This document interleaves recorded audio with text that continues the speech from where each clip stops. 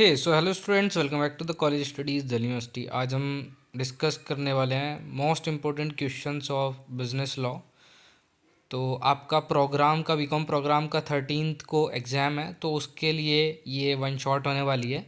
इससे आपको almost you will score 60+, ये मैं गारंटी ले सकता हूँ। और आप अच्छे से पीडीएफ पढ़ लोगे तो मैं उसमें श्योर हूँ कि आप 70+ स्कोर कर लेंगे। और आप वीडियो देख लें और एक बार पीडीएफ को गो थ्रू कर लें तो आप 60+ स्कोर कर लेंगे। सिंपल सी बात ये है। तो बीकॉम ऑनर्स और बीकॉम प्रोग्राम दोनों का ही बिजनेस लॉ सेम है। बीकॉम ऑनर्स का एग्ज़ाम 20 को है, तो वो जब देखना चाहें वीडियो तब देख लेंगे। बाकी अभी हम डिस्कस कर लेते हैं आपका बीकॉम प्रोग्राम के लिए, जो कि 13th को एग्ज़ाम है। तो ये पीडीएफ आपको मैं प्रोवाइड करा दूंगा, वो मैं बताऊंगा आपको वीडियो में बीच में कि कहाँ कैसे पीडीएफ मिल जाएगी आपको। सो स्टार्ट करते हैं, वन बाय वन एक्सप्लेन कर लेते हैं आंसर्स को और क्वेश्चन कैसे आने वाले हैं। इसमें पीवाईक्यूज़ वगैरह से भी क्वेश्चन उठाए हुए हैं जो कि मोस्ट इंपॉर्टेंट है, और इन्हीं टॉपिक से घुमा फिरा के क्वेश्चन पूछा जाएगा। लैंग्वेज चेंज हो सकती है, आपको लिखना यही है। So first question is explain in more detail with section and famous case laws. तो ये जो हमें ये दे रखे हैं ना, मतलब पॉइंट्स दे रखे हैं, ये क्वेश्चन के सब पॉइंट्स हैं। तो आपको इनको ना सेक्शंस के और फेमस केस लॉज दे के आपको ये टॉपिक्स एक्सप्लेन करना है। सो पहला है voidable contract remain valid till it is rejected. कि वॉइडेबल कॉन्ट्रैक्ट जो है वो जब तक वैलिड रहेगा, जब तक वो रिजेक्ट ना कर दिया जाए। कब तक ऐसा? तो ऐसा है कि हाँ, ये ट्रू है। Avoidable contract is a contract that is legally valid and enforceable unless the party entitled to rejected और चूज टू डू सो। जब तक पार्टी रिजेक्ट नहीं करती तब तक वो एनफोर्सेबल होगा। Third party, usually the aggrieved party, has the option to either affirm the contract और अवॉइड। वो ले भी सकती है और अवॉइड भी कर सकती है। तो ये इसमें होने वाला है। देन रिलेवेंट सेक्शंस क्या क्या होंगे इसके। तो सेक्शंस आपके होने वाले हैं इसमें section 2I the Indian Contract Act 1872। Sections आपकी मर्जी है, अगर सेक्शन लिख के आओगे तो और ज़्यादा बेहतर स्कोर करोगे। अगर सेक्शन याद नहीं रह रहा तो डायरेक्ट अगली लाइन से पेल के आओ। According to the Indian Contract Act 1872 defines a voidable contract a contract which is enforceable by law at the option of one or more of the parties but not the option for the other or others. ठीक है, ये section आपको दिखाता है। Cases आपने पढ़े ही होंगे अगर आप अभी तक थोड़ी बहुत पढ़ाई की है। तो केसेस हैं वालफर वर्सेस वारफर 1919 का, Raghunath Prasad the state of Bihar versus the state of Bihar case. तो ये केस हैं दो, आप इनको पीडीएफ से अच्छे से पढ़ लेना। तो इसमें सारी चीज़ें बताई गई हैं। The next is a general offer can be accepted only by one person. जो एक सामान्य ऑफर आपको दिया जा रहा है वो एक ही पर्सन द्वारा एक्सेप्ट किया जा सकता है। तो ये स्टेटमेंट आपकी यहाँ गलत हो गई, ये गलत है। A general offer is made to public at large. General offer जो है, जैसे इनिशियल पब्लिक ऑफरिंग वगैरह होता है, तो ये जनरल ऑफर जो है पब्लिक को लार्ज पे दिया जाता है। It can be accepted by any one who meets the condition of the offer. जिसके लिए ऑफर रखा गया है वो कंडीशन मीट हो गई तो हो जाएगा। रिलेवेंट सेक्शन इसका क्या है? सेक्शन 8 है। सेक्शन 8 में क्या दिया गया? Of Indian Contract Act 1872 deals with the acceptance of proposal and stipulate that a general.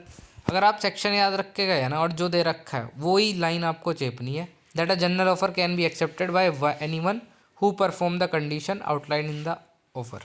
ठीक है, जो कंडीशन को सेटिस्फाई कर रहा है। तो ये होने वाला है। मैं साफ़ सुथरी पीडीएफ आपको दूंगा, ये अभी आपको पढ़ाने के पर्पज़ से कर रहा हूँ।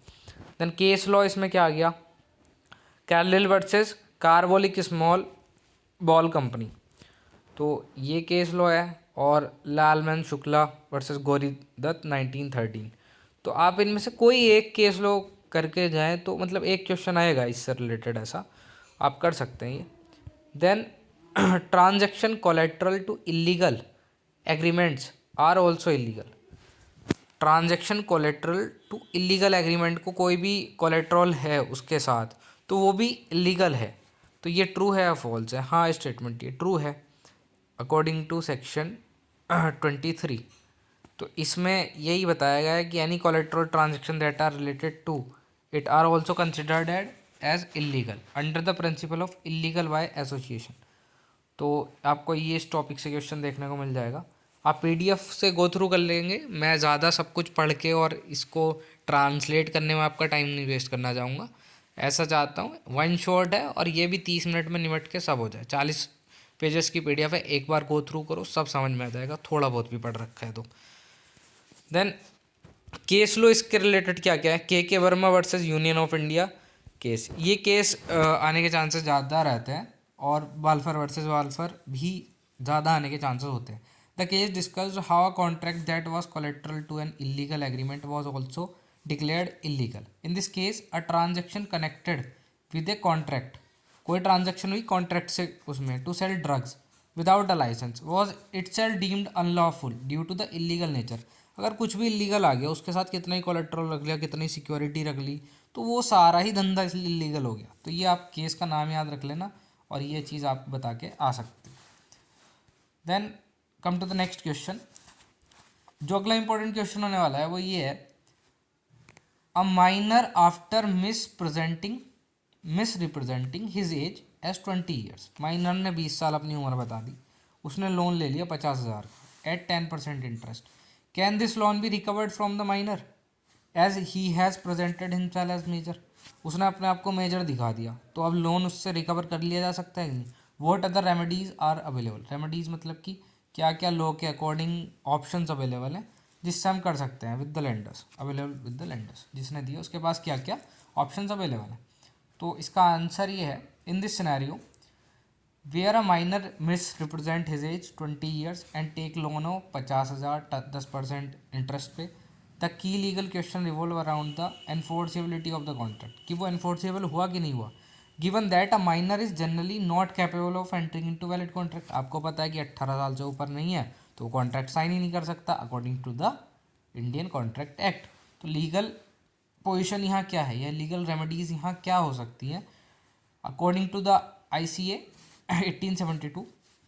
सेक्शन 11 क्या बोल रहा है ये देख लेते हैं। States that a contract entered into a minor is void ab initio.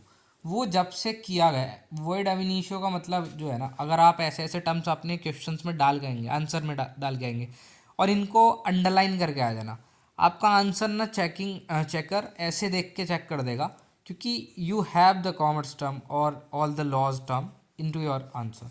तो वॉइड एब इनिशियो का मतलब हो गया कि वो शुरू से ही वॉइड है, void from the outset. This means that even if a minor misrepresent their age and present themselves as an adult, the contract with the minor is still unenforceable. वो किसी भी डेट तक unenforceable होगा। Then what is the, एक मिनट, then what is the इसमें दे रखा है misrepresentation by minor.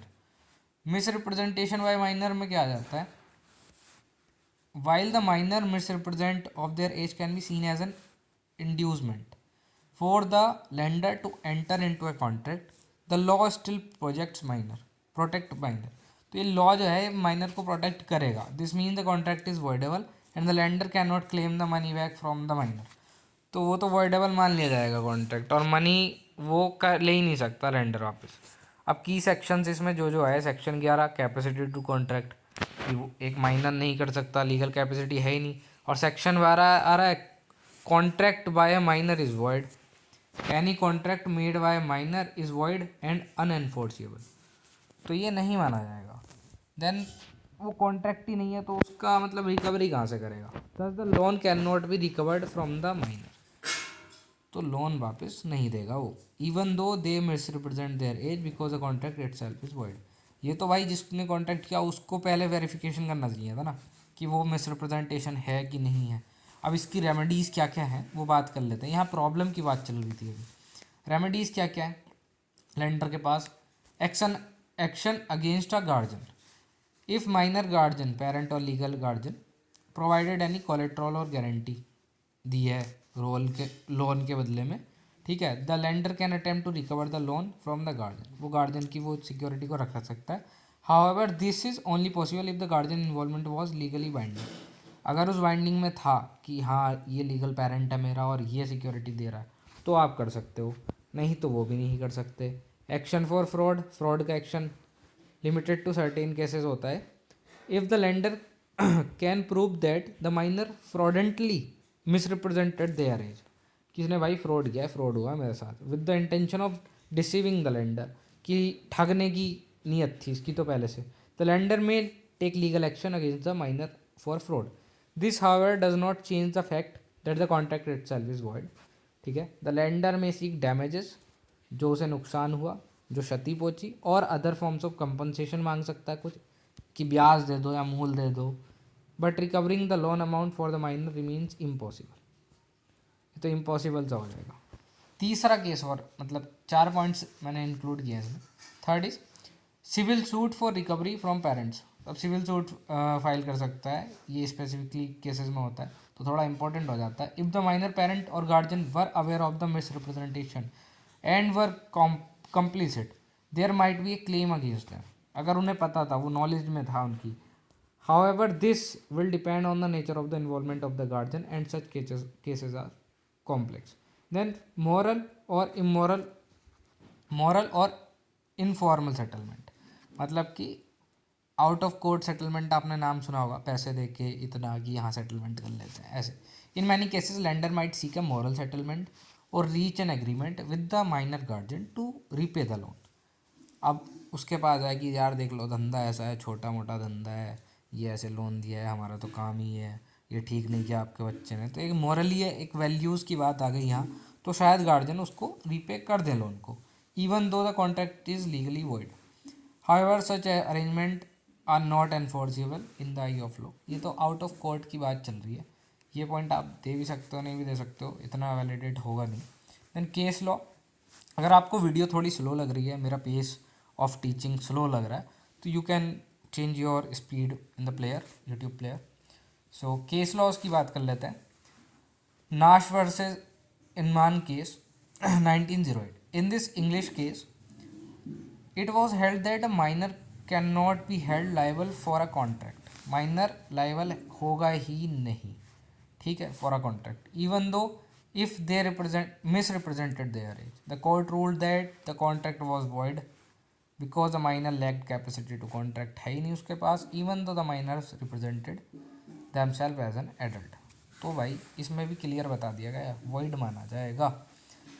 मोहिरी Bibi versus Dharmodas Ghose 1903। In this case, the Privacy Council ruled that contract made by minor, जो कॉन्ट्रैक्ट माइनर के द्वारा बने, are void under Indian law even though the minor had misrepresented his age. The contract was still void and the minor could not be held for liable for the repayment। तो दोनों cases में यही बात है, तो conclusion यही आ रहा है कि वो रीपेमेंट के लिए लाइबल होगा ही नहीं ऐसी कंडीशन में। भाई जो मैंने 3 चीज़ें बताई, जो रेमेडीज़ थी, आप वो डाल सकते हो। चौथी चीज़ आउट ऑफ कोर्ट सेटलमेंट थी। Then come to the third question. ये थर्ड क्वेश्चन है अपना, 2 क्वेश्चन हमने डिस्कस कर लिए, ठीक है। इन आपने देखा होगा इन 2 क्वेश्चन में हमने काफ़ी इंपॉर्टेंट चीज़ें डिस्कस कर ली हैं, बाकी ऐसे ही डिस्कस कर लेंगे सारी चीज़ें। आप एक बार पीडीएफ देखिए, फिर आप इसको पढ़ लेना, वीडियो से समझो और पढ़ लेना। मैं तो कह रहा हूँ आप 1.75x पे समझ लो अगर समझ में आ रहा है तो, और आप एक बार पीडीएफ को गो थ्रू कर लेना, एक बार रात में सोने से पहले, एक बार सुबह पेपर में जाने से पहले। अगर कुछ नहीं पढ़ा अभी तक या कुछ पढ़ लिया तो एक्स्ट्रा पॉइंट हो गया तुम्हारे पास plus. Then question number 3, critically comment on the following. अब किस पे कमेंट करना है? Consideration is not needed, consideration नहीं चाहिए in promise to pay an account on account of natural love and affection. ठीक है, अब पहले पॉइंट की बात कर लेते हैं, दूसरा बाद में जाएंगे।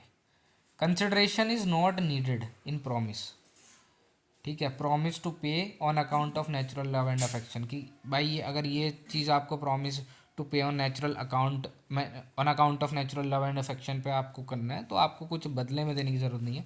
तो इसका क्रिटिकल कमेंट आता है, the statement is true to a certain extent but require further clarification. Section 25 क्या कहता है इंडियन कॉन्ट्रैक्ट एक्ट का of 1872, recognize the exception to the requirement of consideration in certain case of natural love and affection। कुछ exceptions हैं specifically कब? the section state that a promise made without consideration will still be valid if कब होगा? it is made expressed in writing, जब भाई writing में लिखित में दे दो चीज़, रजिस्टर्ड हो। the promise is made between parties standing in a near relationship, बहुत क्लोज रिलेशनशिप है, पेरेंट चाइल्ड हस्बैंड वाइफ, ऐसा नहीं दूर का रिश्तेदार, ताऊ का चाचा का मामा का फूफा का बेटा, ये सब नहीं चलेगा भाई। However this rule is limited and only applies to situation where there is no monetary or material exchange between the parties. The law still require that the promise must be written में होना चाहिए, in some cases register to make it the enforceable, तभी enforceable हो। Example वगैरह दे रखा है, आप पीडीएफ में पढ़ लीजिएगा। कंक्लूजन इसका ये आ गया, the statement is accurate but the application of section 25 is subject to specify requirement है कुछ, वो रिक्वायरमेंट हम क्या है लिखित में हो या रजिस्टर्ड हो, ठीक है। इसी में जो क्वेश्चन पूछा गया था दूसरा क्वेश्चन पे हम आ गए, mayor silence is not fraudulent, ये रागा नहीं दिख रहा तो इज फ्रॉडलेंट, ऐसे ही तीसरा पॉइंट है, नीचे डिस्कस कर लेंगे, ठीक है। नीचे चलते हैं, ओके कहाँ गया,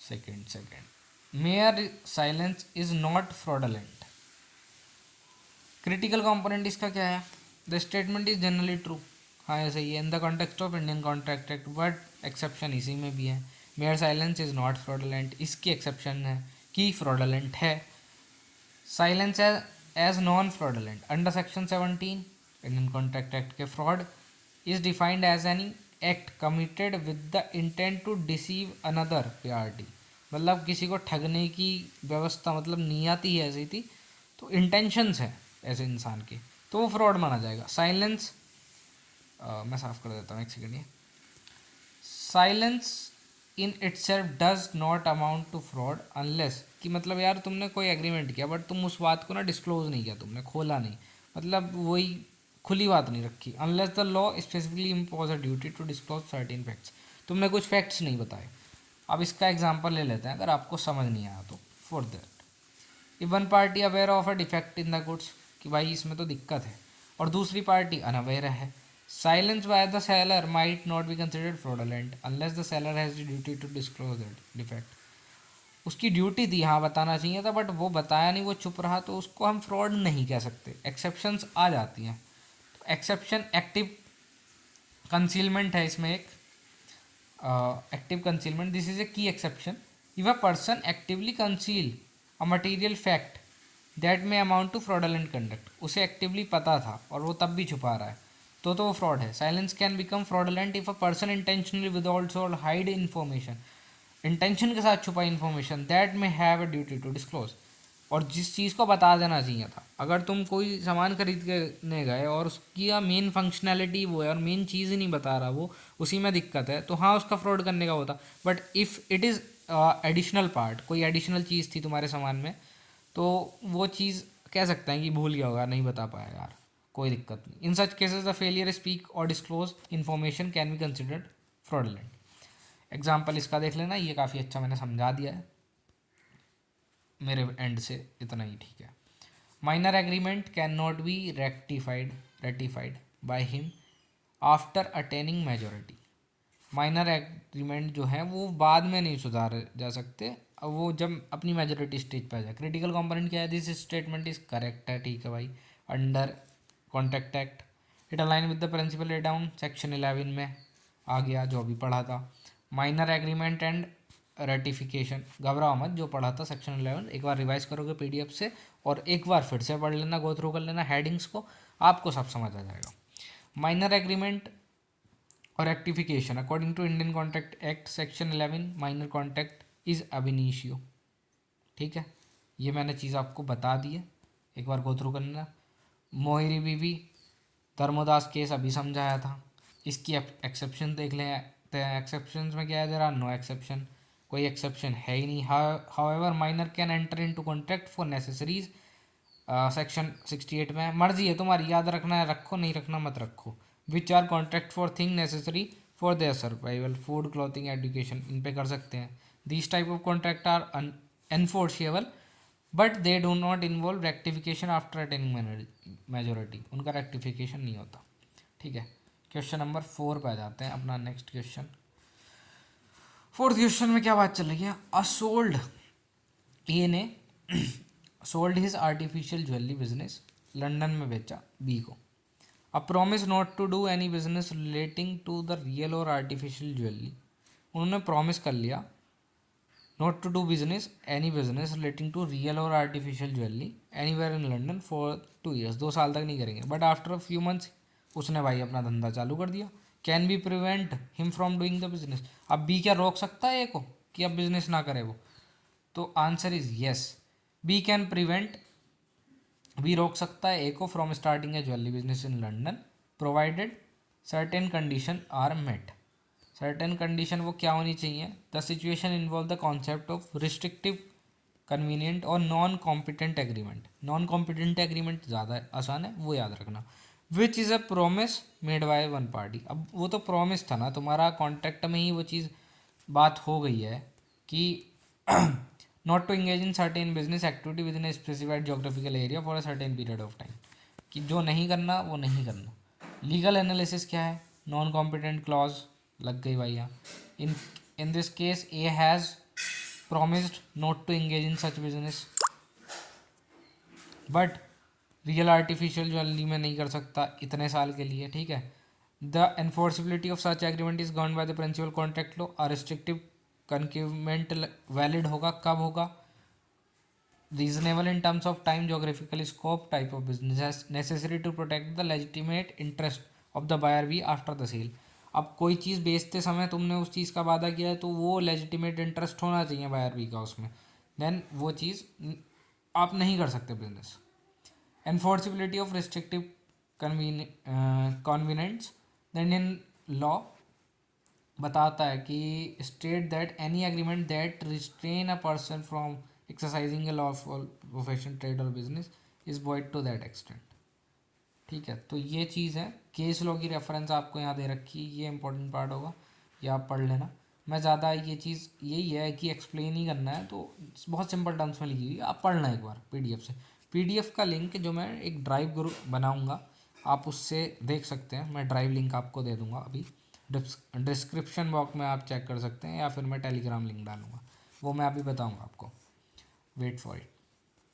देन क्वेश्चन नंबर 5 आ जाता है, a contract is not discharge just because it has become difficult, comment giving exception. Exception देनी है, कमेंट करना है, ठीक है। ए क्वेश्चन हमने रखा है, अब इसमें ए बी नीचे डिस्कस कर लेंगे, बार बार क्वेश्चन पे नहीं आऊँगा, okay. So answer number A, a contract is not discharge just because it has become difficult, comment giving exceptions. A contract does not automatically get discharged simply because it has become difficult to perform. This is key principle under contract law, which states that performance difficulties or hardship are generally not grounds for discharge of contract. A party must fulfill its obligation unless there is valid legal reason to be excused such impossibility or frustration of purpose. ठीक है, अब इसमें exception क्या है? Exception आपकी है इसमें doctrine of frustration, impossibility of performance. मैं आपको हेडिंग ही बता रहा हूँ अभी, क्योंकि ये बहुत सिंपल टर्म्स में लिखा है, आप समझ सकते हैं इन चीज़ों को पीडीएफ से, एंड देन आप रोक के भी कर सकते हैं। टेम्पररी इम्पॉसिबिलिटी और चेंज इन लीगल रेगुलेशन, ये 4 पॉइंट आप दे दोगे, आपका आंसर बन जाएगा। ये 4 एक्सेप्शन इनमें दे दी। केस लॉ भी मैंने इंक्लूड कर दिया है, जैसे कि ये लिखा हुआ है Satyabrata Ghosh versus Mugneeram Bangur and company 1954 का केस है, ठीक है। देन बी पॉइंट क्या आ जाता है, position of finding of lost good is like that of A valley. इसमें 2 रिलेशन दे रखी हैं, वैली वेलर, ठीक है। The finder of the lost good is legally considered to be the position similar to the bailee but with certain limitation. A bailee is someone who has temporary custody of goods. Bailee क्या होती है, क्या होता है कि जिसके पास good है बस टेम्परेरी कस्टडी है उसकी, belonging to the someone else, किसी और का माल है वो, typically for specific purpose like repair safeguarding के लिए दे दिया, या खोया हुआ सामान तुम्हें कोई मिल गया तो तुम वैली जलाओगे, ठीक है। Key points of comparison, duty to take care, rights of finder. Rights क्या है, ये आ जाता है राइट्स ऑफ फाइंडर, एक मिनट मार्कर नहीं चल रहा, हाँ राइट्स ऑफ फाइंडर जो है ये आ जाता है, ये मैं बता देता हूँ आपको, बहुत इंपॉर्टेंट है। The finder has the right to retain possession of the lost good, possession रख सकता है भाई उसका, against all the person except the true owner, जब तक ट्रू ओनर नहीं मिल सकता वो चीज़ उसकी। This means the finder can sell the goods if the true owner can not be located. अगर नहीं मिला तो भाई सामान उसका वो बेच सकता है, but only under certain condition, ठीक है।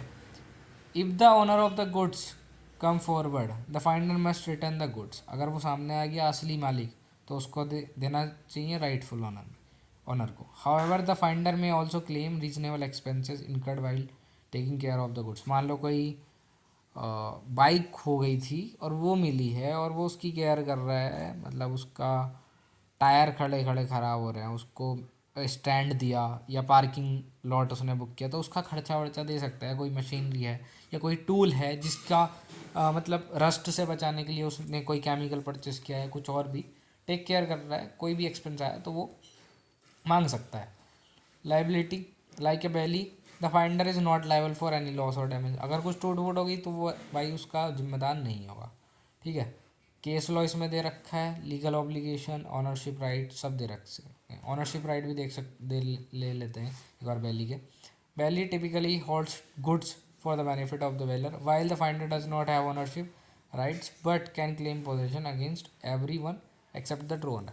वही जो असली ऑनर नहीं है उसके अलावा कोई भी ऑनरशिप क्लेम कर रहा है तो तब तक तो वो ही है ऑनर, बट असली मिल गया तो भाई तुम बैली वैली किसी काम के नहीं, फिर तो उसी की है चीज़। देन अगला क्वेश्चन आ जाता है इसमें, write a note on specific performance as a remedy for breach of contract. Specific performance क्या लें, remedy as a remedy for breach of contract. Specific performance is legal remedy in contract law where the court orders the party who has breached, किसने breach किया, the contract to fulfill their contractual obligation as agreed. This remedy is typically available when monetary compensation is not adequate or sufficient to resolve the breach. तो तब specific performance या specific ये चीज़ें ले ली जाती हैं। देन उसमें एप्लीकेबिलिटी, यूनिकनेस और इरिप्लेसेबल जो गुड्स हैं रियल इस्टेट का या रेयर आर्ट वर्क हैं उनका कर सकते हैं। कंडीशन क्या क्या है आप एक बार पढ़ लेना है पीडीएफ से सारी चीज़ें, ठीक है। मैं इतनी लंबी ऑलरेडी 27 मिनट की वीडियो हो गई है, मैं टारगेट रखा था 30 मिनट, ठीक है। द पार्टी मेरी बैटरी भी गई भाई और मैं लैपटॉप से पढ़ाता हूँ, बाकी अभी फ़ोन से ये ऑपरेट करना पड़ रहा है सब कुछ क्योंकि रिसोर्सेज अवेलेबल नहीं है, I am out of the station. So आप ये पीडीएफ से पढ़ सकते हैं। देख लेता हूँ कितने क्वेश्चंस बाकी हैं।